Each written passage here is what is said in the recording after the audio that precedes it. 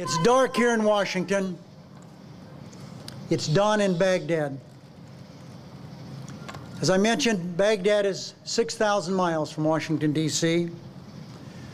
As we speak, we have 160,000 American troops in those deserts and towns and cities in Iraq.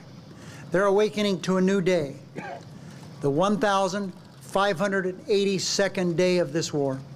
Those 160,000 troops are heroes, every single one of them. There are some in this audience holding candles. Candles tonight to honor those troops who made the ultimate sacrifice, and of course all those who remain in harm's way. But you're also holding candles to shine a bright light, a real bright light, on the Republicans in Congress who continue to stand in the way of progress. You'll keep the pressure on them. We'll keep the pressure on them, and together you and we will deliver the new direction that our troops and all Americans demand and deserve. I've only been here in Congress for 7 months. I've come a long way. 3 years ago, I was in Al Rashid, Baghdad with the 82nd Airborne Division. 3 years I came home and 19 of my fellow paratroopers didn't make the trip home with us. And I vowed when I came back that I'd do everything in my power, with every fiber of my being, to change the direction in Iraq and to start to bring our troops home. We are gathered here tonight in a candlelight call to action. As we stand here with our call to action on the Senate floor, the Republicans are impeding the opportunity for the voices of the American people to be heard.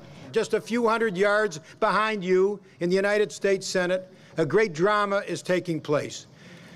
The people who are filibustering us want to stop us from voting on Levin Reed. That's what this is all about. You're going to read or hear that we're voting on Levin Reed tomorrow. No, we're not. We're voting on whether or not to end a Republican filibuster, which will stop us from voting on Levin Reed. It is night. But we are shining the spotlight on every senator. We are shining the spotlight particularly on those who go back home and say they want to change in Iraq and come here and vote to continue and rubber stamp the president's policies. And we will not let them persist. I call on all members of the Senate to bring the Levin Reed amendment to the floor and help bring this madness to an end. We can do it. We can do it. And we must do it now. All of the senators on the other side who have given passionate speeches about opposing the war will have their chance in the morning to vote for Levin Reed, vote for real change, vote for a law that will bring the troops home. Count those votes. Count the senators. Understand who is for change and change in policy and those who are making speeches at home, and come here in Washington and don't back them up with votes. We thank you for your support tonight. Stay with us. This war will come to an end honorably. To our Republican leaders who refuse to allow an up or down vote on the Levin Reed amendment, we say, wake up! To Republican senators who know the war is going badly, but who are still voting for this president's surge, we say, wake up!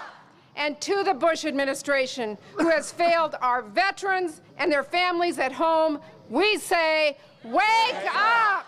We're going to wake up the Senate, we're going to wake up the White House, we're going to wake up this country, and we're going to stay awake all night long until they vote with us. That's why you're here. That's why we're here.